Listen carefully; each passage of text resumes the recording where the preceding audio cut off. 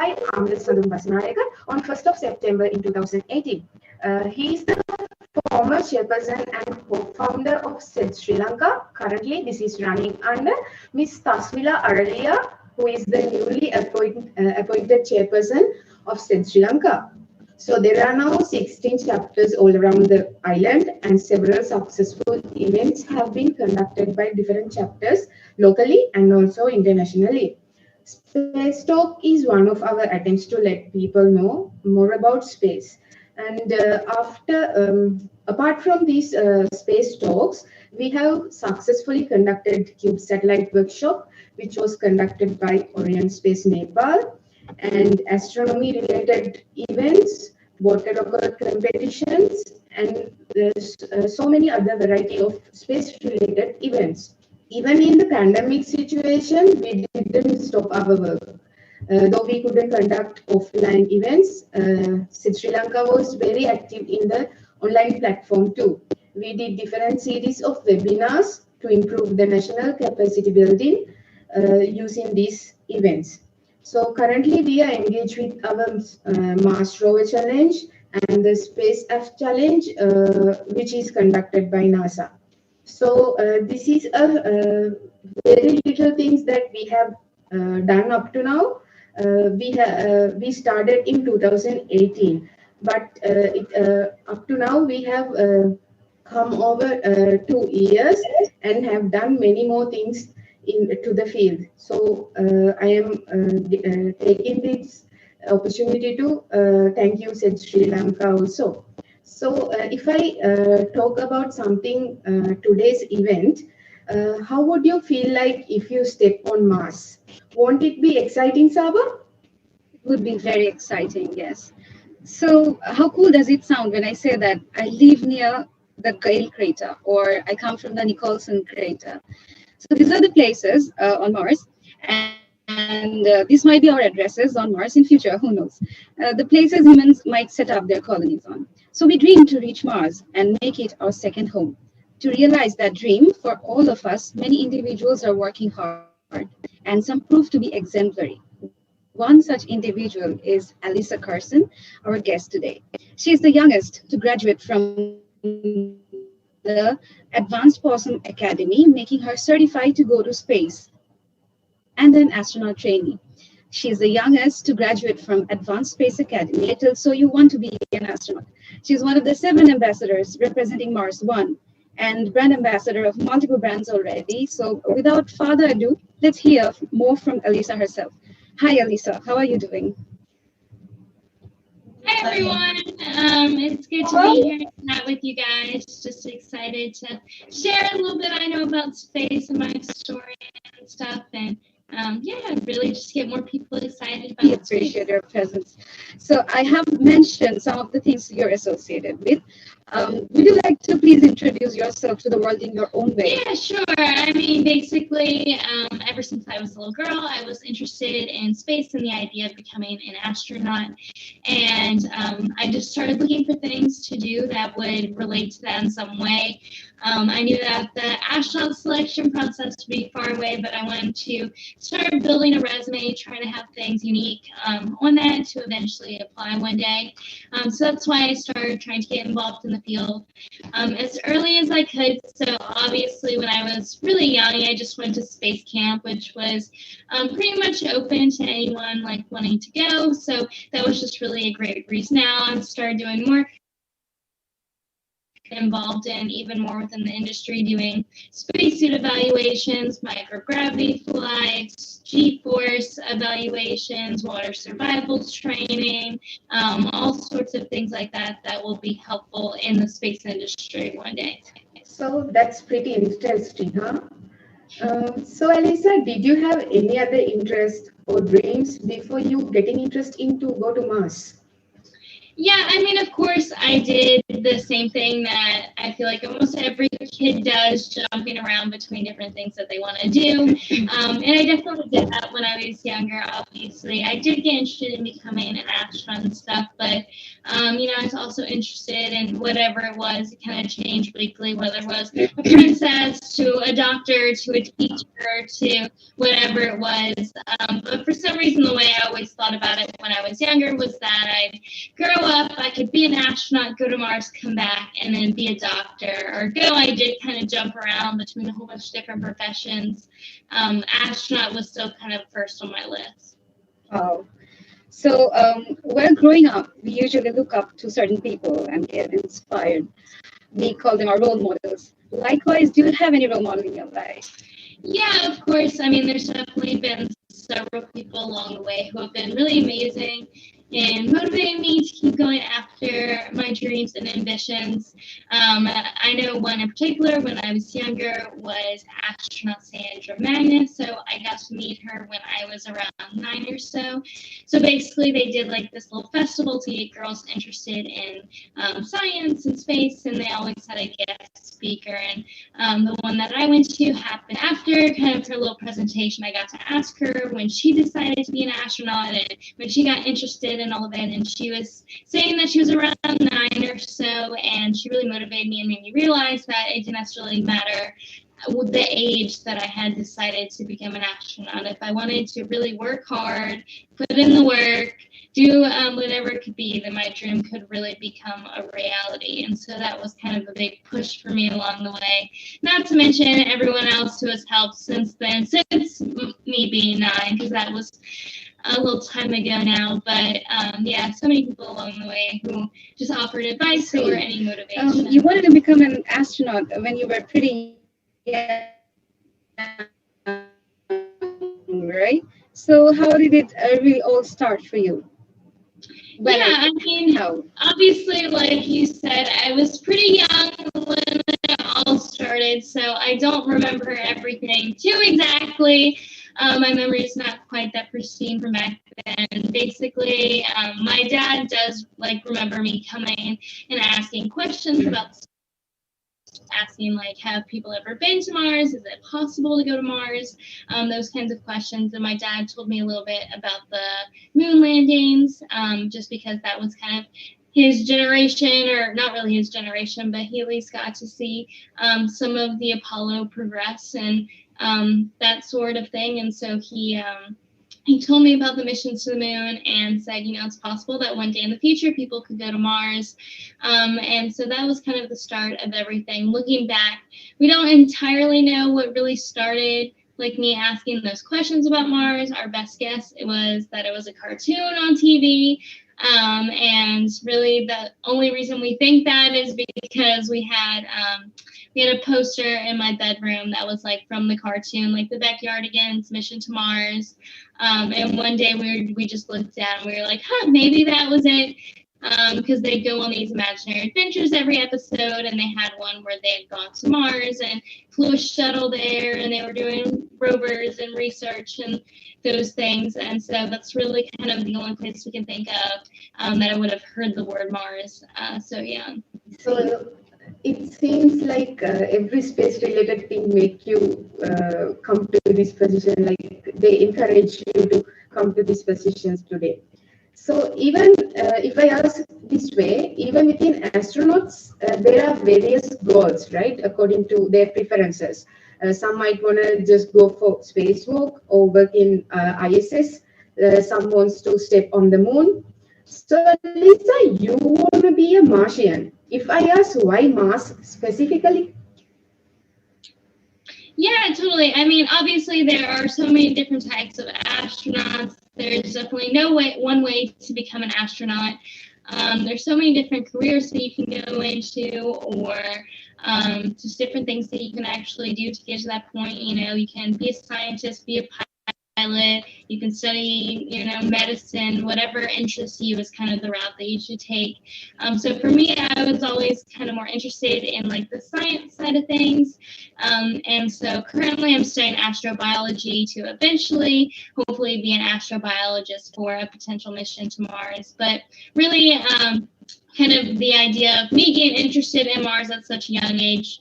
Obviously I didn't know that Mars was a reality back then. It just kind of looked out that we are actually looking to go to Mars. We can really go to, it's the next closest planet to us. So just with our technology, it's the most feasible place to go.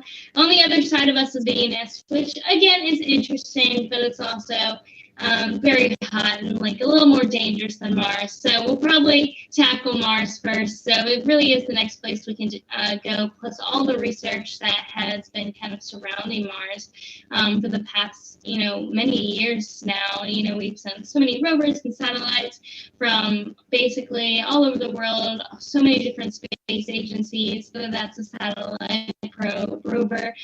So we've done so much research. We found, potential for life and that sort of thing, which continues to draw our interest. So the next step really is just getting people there to really try to figure out what we have to work with Mars. Is there resources that we can help use here on Earth? Is there any technology that we know?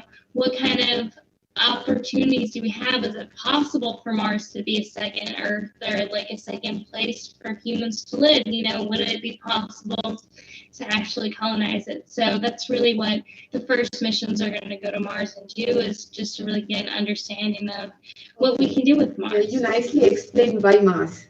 So when we are sending a rocket or rover or anything outer space, there are many things we have to consider about. So sending a human to outer space is, in fact, to another planet is definitely so much of a challenge. That being the case, what are these difficulties that the human race is facing now to go to Mars? Yeah, there's definitely still a lot of challenges with the mission to Mars. Obviously, there's still a lot of things that need to be worked out and figured out. Radiation levels in between Earth and Mars, having enough food supply for however many astronauts for, possibly 1.5 to 2 years, how the changes to our body is actually going to happen. We lose a lot of bone density in space. We lose a lot of muscle because our body just isn't working. We aren't fighting gravity up there. Obviously on Mars, we would have more gravity than just being in space, but at the same time, it's still not the same as what we have here on Earth. And so coming back to Earth could potentially be a really big challenge for the astronauts to actually recover and become just as strong as they were originally. So there are still different challenges out there that we're trying to figure out.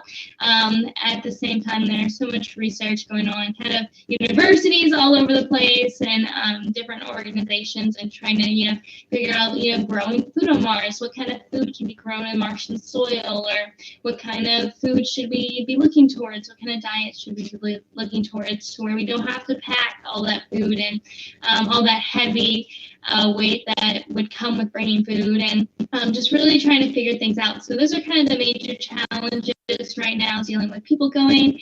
Obviously, right now, things in the space industry have kind of shifted a little bit, looking at going back to the moon and then eventually on to Mars. So we're looking at going back to the moon in the next several years. So the moon will kind of start to be a tester of really getting out there and trying these ideas that we've been coming up with to help with the mission to Mars. It's possible we could be trying to grow food on the mission to the moon to see how it would work for a potential mission to Mars. So it's kind of all just going to be a trial and error process for the next several years as we get ready to eventually go to Mars. So there have been 56 Mars missions so far. And of these 56, 26 have been successful, surely a testament to the difficulty in reaching the red planet. We have learned from our mistakes, I guess. Could you tell us about some of the solutions or steps towards facing these difficulties that you have mentioned? Yeah, totally. I mean, obviously, Mars is extremely difficult to get to, land on, kind of work through all of that, especially all the people who work with like the rovers and things like that. The actual time of the rover going through Mars's atmosphere, they lose signal with it for about 7 minutes, and they call it the 7 minutes of hell because they don't know if it's crashed into the planet. They don't know if it's worked perfectly. So there's a lot of difficulty in getting to Mars and making sure everything does go according to plan. And of course, we've continued to send things them continue to learn about going to Mars. And then eventually, once we're looking to bring people, it's eventually going to be a lot of rockets. So we'll be testing the rocket that will eventually bring us to Mars by going to the moon, or by going maybe just into space, or testing those systems to make sure everything works, I guess, for our end, and with all the rocket safety. But at the same time, the rocket that will eventually bring people to Mars has now been being built and tested for years and years and years now. They've been working on the rocket for a long time, because rockets can't really be built overnight. But all that testing has been going on for years, and kind of will continue up till the mission to Mars, to make sure every piece of it is working the way we want it to eventually. Thank you, Alyssa. And this is the time for the audience. We are opening now Q&A session. You can ask any question that you want to ask from Alyssa. How cool it would be like if you get to attend the International Space University. Of course, every space lover would love to take part in, right? So our Alyssa here got that opportunity, right, Alyssa? Yeah, I mean, definitely International Space University is like a master's level program. So it was pretty cool. So basically,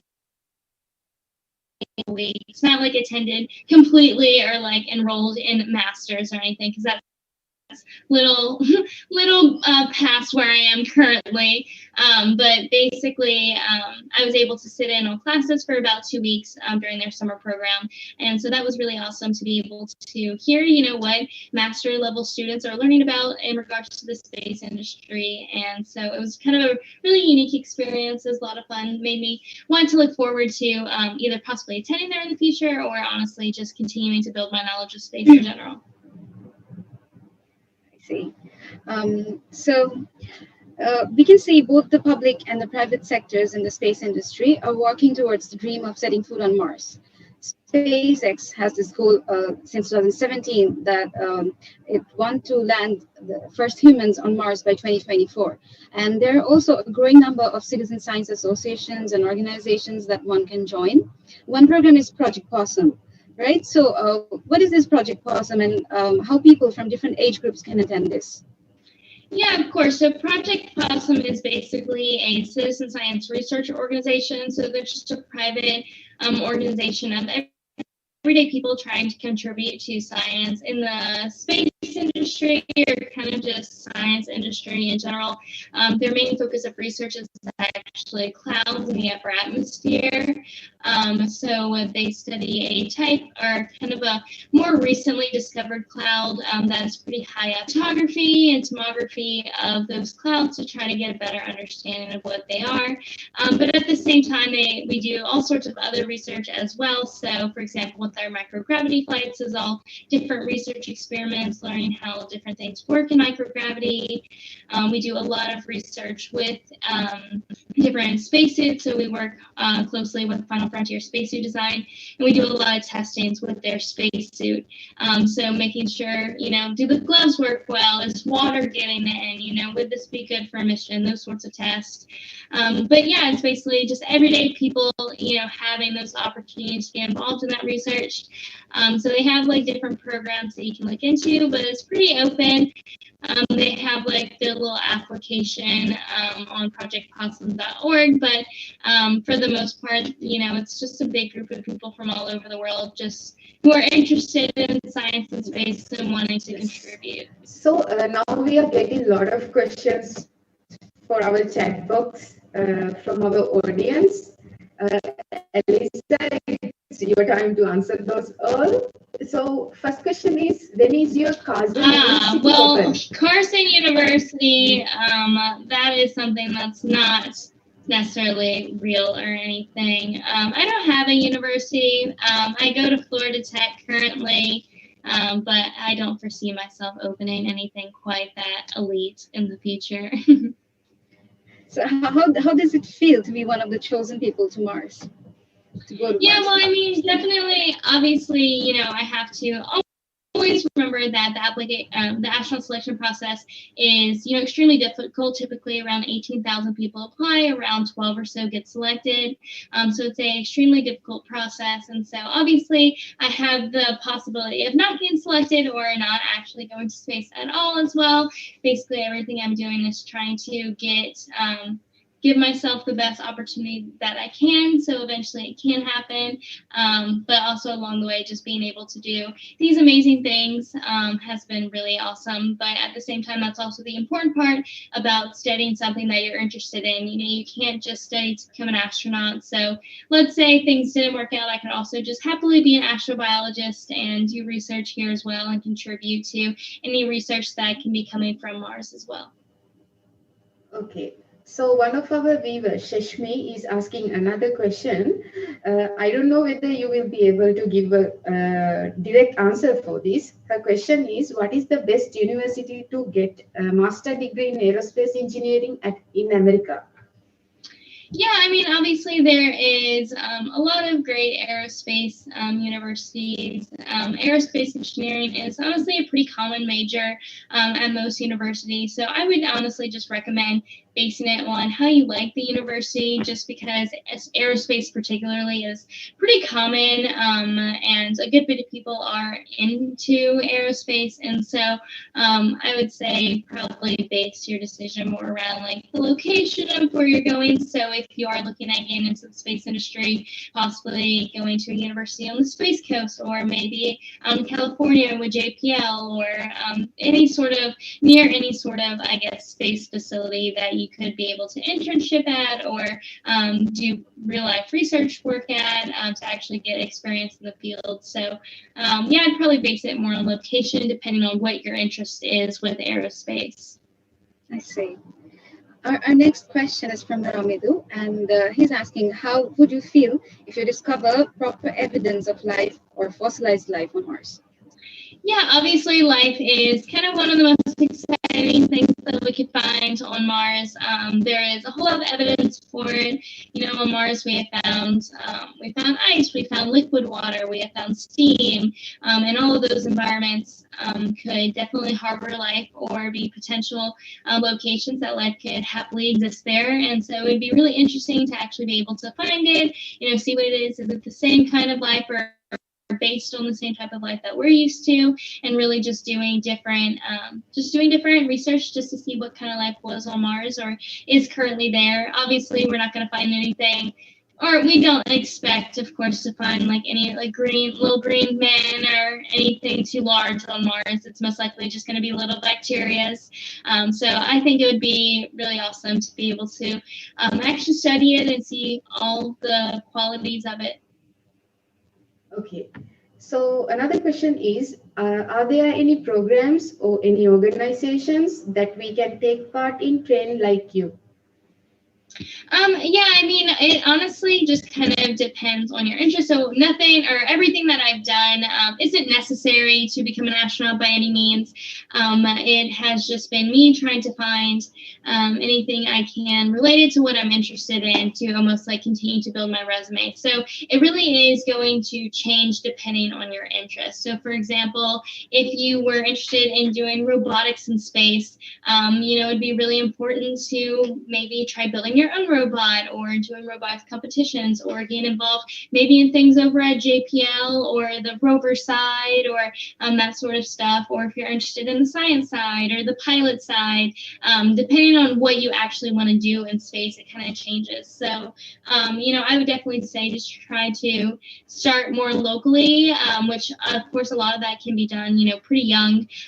For example, like robotics competitions is kind of pretty popular to like have little simple robots that you can build at pretty young ages. So really just trying to get an understanding and learn as much as you can about the one area that you're interested in, and then seeing how you can build on that or grow towards that, or even look up some sort of program that revolves around your interests, so that way you can be the best at what you're interested in. So they basically have to take you to be an astronaut because you're the best person to do that job. We have a very wonderful audience today. And so this next question is from, she's and she is from SEDS Nepal that you studied before working for NASA or before joining NASA. Yeah, I mean, I do not like work directly for NASA by any means. I'm just a college student.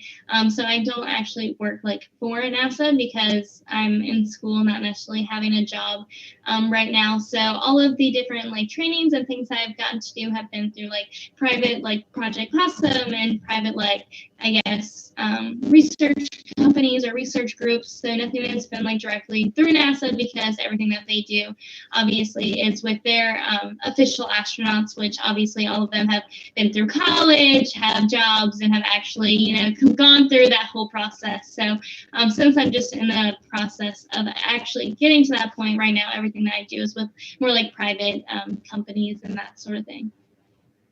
Okay. So another question is, what experiments will you gonna do on Mars? Like, have you decided anything or something like that? I think they want to know about that.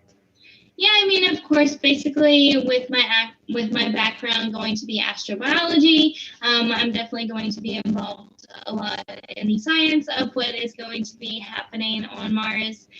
So like some of the things I'd be interested in studying, really just studying the soil composition, studying the atmosphere on Mars, studying the water that has been found on Mars, you know, looking for any signs of bacterial life, doing those sort of experiments, but really just trying to understand as much as we can about the resources and like what the soil composition on Mars is. Again, a little bit more about the atmosphere to see, you know, is it possible to thicken Mars' atmosphere to be able to hold more gases and different gases within it.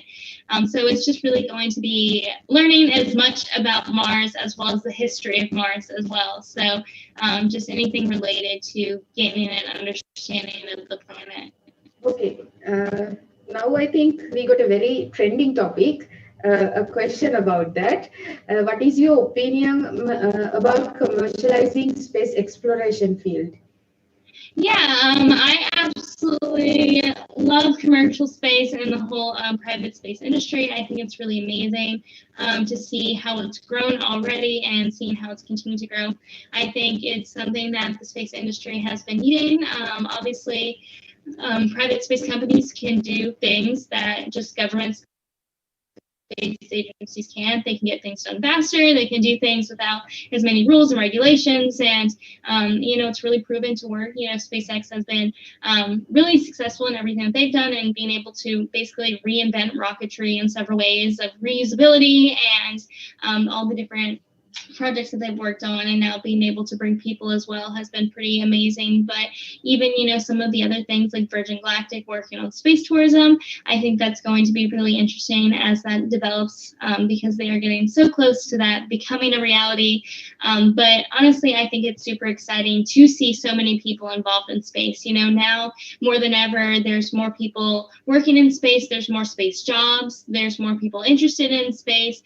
Soon there will be even more people going to space, kind of like with the space tourism, as well as more missions coming about as we're gearing up to do more things. So I think that there's basically there's coming to be a huge explosion of jobs and interest in space. So it's really just been exciting to see all of that happen, or see it go from no interest to such a high interest so quickly.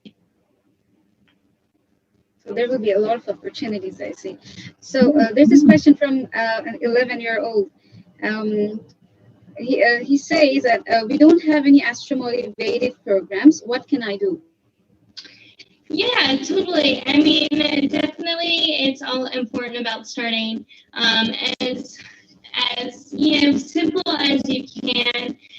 So I mean, when I was younger, it was just all about learning just kind of the basics of space, you know, learning about, you know, what space is, the things that have been done, a little bit about the space history, learning about the different professions that there are in space. Of course, you know, a lot of people think engineer or scientist or medical officer. Some of those are kind of the big ones, but it's also important to realize that there are so many jobs involved in space that aren't really what you would think of. You know, if you're interested in food, but also interested in space, there's someone that has to sit there and package and figure out how they're going to compact every single food that is sent up to the International Space Station. They have to figure out how to dehydrate it. There's also people who study the psychology of the astronauts. You know, if you're interested in people and how astronauts are in space, how they react, how their mind is working, more of the mental aspect, you know, there's someone that sits there and notes what each astronaut eats and how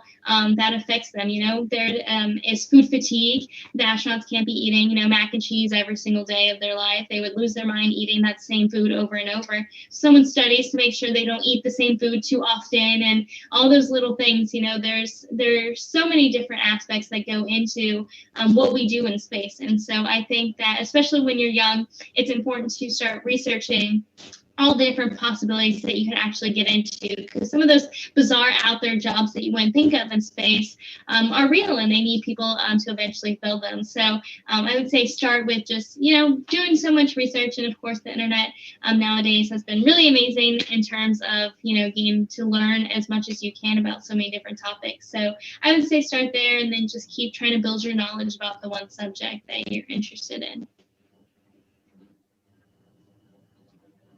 Okay.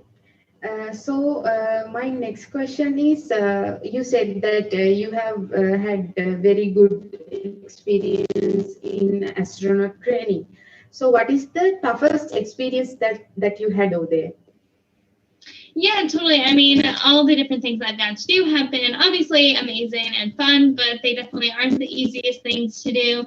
I mean, for example, on my microgravity flight, it was my first time doing microgravity, so I felt extremely sick. I definitely felt terrible. The entire flight was not honestly the most pleasant experience, but it was obviously so amazing to be able to float, and I still had loads of fun regardless, but definitely just really turned your stomach in the wrong way. But definitely the hardest was the water survival training and all the stuff that we did with that.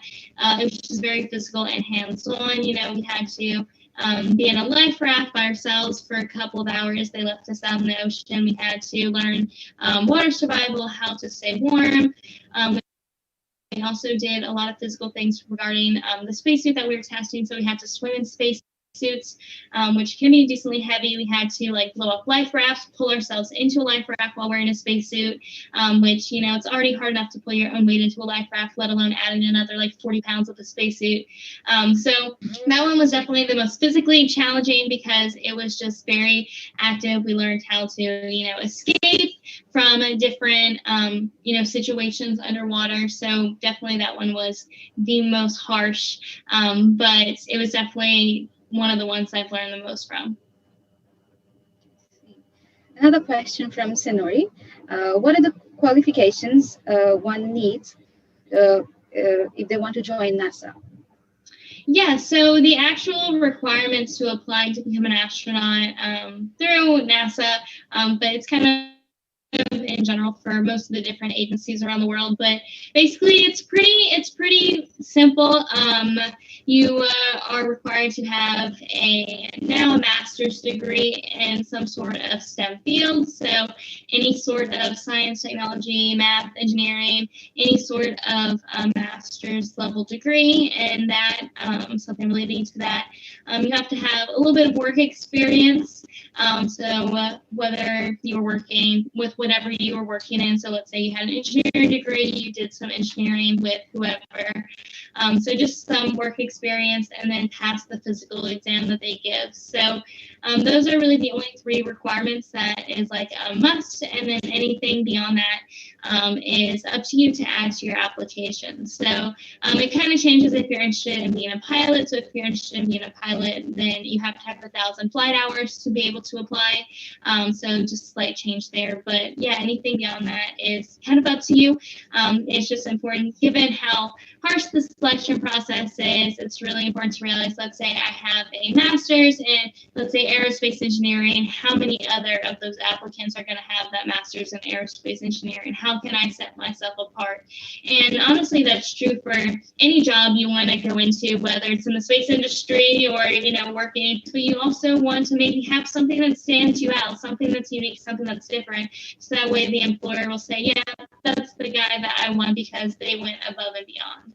I hope all the space lovers are taking notes. Yes, exactly. So, Alice, obviously you heard about Venus and finding phosphine in its clouds, right? So, I will come this question as two parts. What is the idea about that?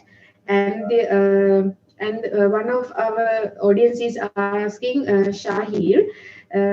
So, do you think will the Mars project be diverted towards the Venus?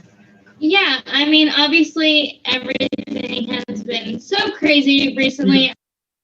I think everyone has just completely lost their mind over possible life on Venus now. It definitely is really exciting to see any sort of possibility of life in different areas of our solar system. Obviously, it's something that has to continue to be studied. We don't know for sure that it's life, but definitely having that possibility of life in different areas of our solar system is kind of one of the biggest things that we've kind of always been interested in space, was the idea of finding life somewhere. So I think it is super exciting to kind of see that happen, and obviously learning anything new in space is pretty exciting. I don't necessarily think that like in terms of like human missions, I don't necessarily think we would go to Venus anytime sooner than Mars. I think Mars is definitely the next place that we're going in terms of human missions. I will say though, with all the interest with Venus, it is likely that there could be more like robotic experiments currently like scheduled or eventually leading up headed towards Venus. So possibly some sort of satellite or probe or anything like that to go and study Venus. So there could be some more interest in Venus and more things going to do research. But I think in terms of like human missions, we aren't gonna just like drop everything and like try to go to Venus, because Venus is definitely a lot more difficult of a challenge to bring humans to in general. So I think we'll just continue what we're doing, but at the same time, like we always do, continue to study the other planets as well. Mars is more habitable than Venus, right? Yeah, temperature is high in Venus. Okay, so in developing countries like Sri Lanka, there are no training programs like in the US, right? So what can we actually do so that we can train like you? This is a question from Shanika. Yeah, totally. I mean, obviously there is, really, with everything that I've done, there's no direct training programs over here. Anyway, there's no thing that's going to say they're going to train you to become an astronaut, or if you do this, it guarantees that you're going to be an astronaut anyway, or anything like that. Like I've been saying, it's really just important to build on like what you're interested in, and that's really just research, which can be done through a university, or the Project Possum. They're based out of a university, and they're just a university research group as well. So a lot of the different things is, it doesn't necessarily have to be quote unquote astronaut training, just really has to relate to the that you want to do. Okay, so there's a question from Krishnan. Normally we don't talk about this side of when we talk about the space. He's asking, tell us about the attitudes and mental strength required for a space exploration to go into space for the first time. Yeah, of course. Obviously, going into space is a pretty big challenge. There is a lot of physical training once you're actually selected as an astronaut, as well as a lot of mental training as well.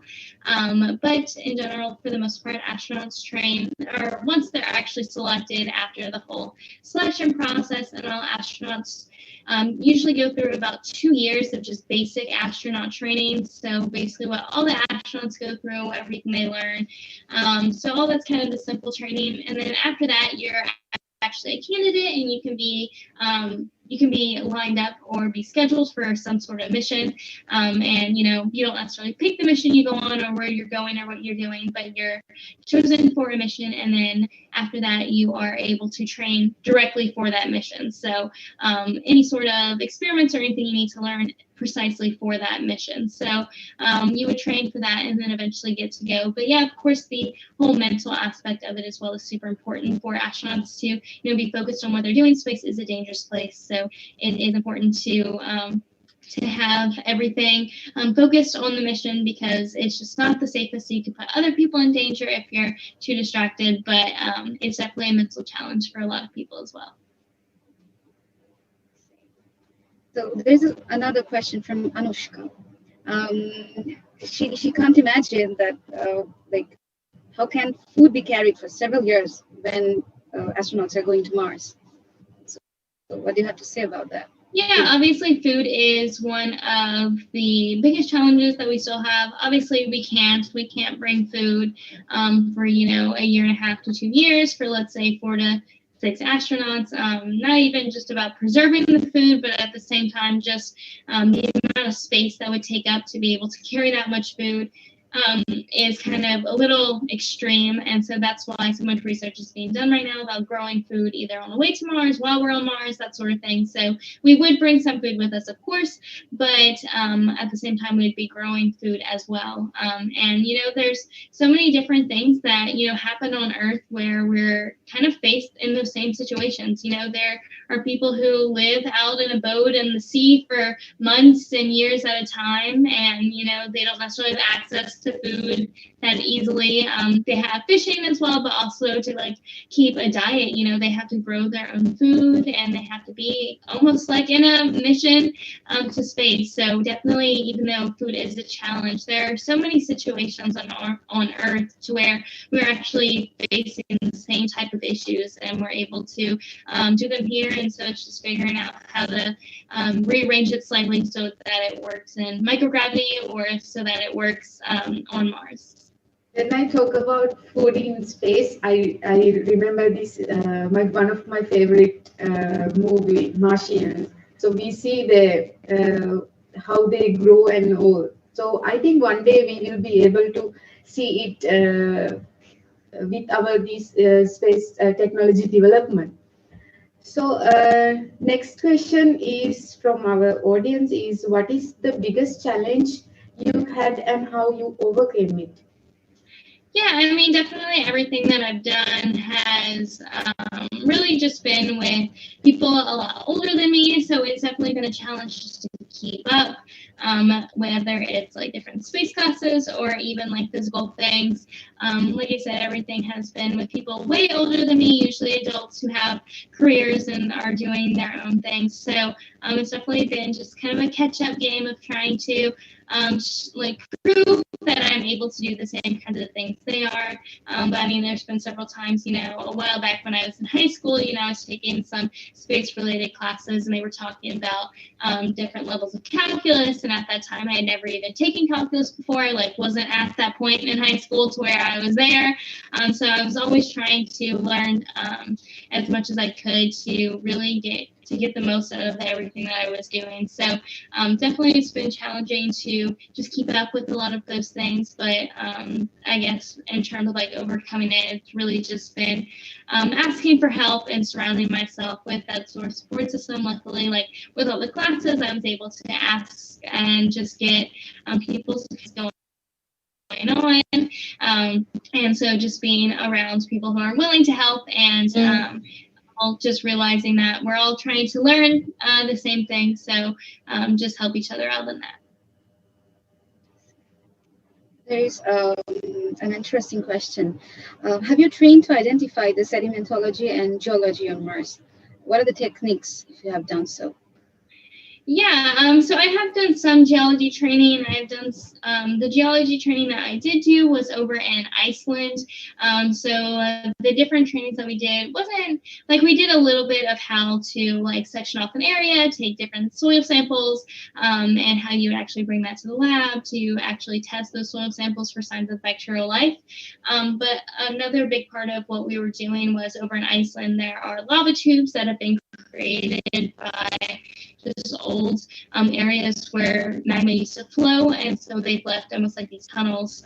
But we're aware of lava tubes being on the moon and possibly on Mars as well, and so a lot of research is going into that currently to see if it's possible that for when humans go to Mars, that they would actually be living in the lava tube under the Earth. So in that way, it could be to where you would be protected from more radiation. So being under the surface in possibly one of these lava tubes, it would be protected from the radiation that would be coming from space. A lot of the research also is studying if it's possible to actually pressurize an area of the lava tube, so like just a small section of it. So that would give astronauts a kind of like double barrier of protection. So let's say, for example, a hole for some reason happened in the habitat and all the air is coming out. If you're on the surface and there's no kind of double barrier, that could be really drastic because all your oxygen is leaving, and on Mars there isn't quite that much oxygen, so that would be a huge loss. Whereas if you had another layer of protection or another pressurized area, then it wouldn't be as big of a deal, and you could easily patch that up, but you would still be in an environment that is safe for humans to be in. So that was kind of some of the research that I got to do over there, and so it's been really interesting to study a little bit about, taking samples, just like hiking somewhere and taking a sample of like the rock and learning how to test that. But there's a whole lot of exciting other things in regards to geology as well. We're trying to see what can we utilize with the geology that's already on the moon and Mars. Okay, thank you, Alyssa. You said that you were attending ordinary school and how you became to the field. So while you were attending to the school, how was the support from your teachers and the classmates towards your dream?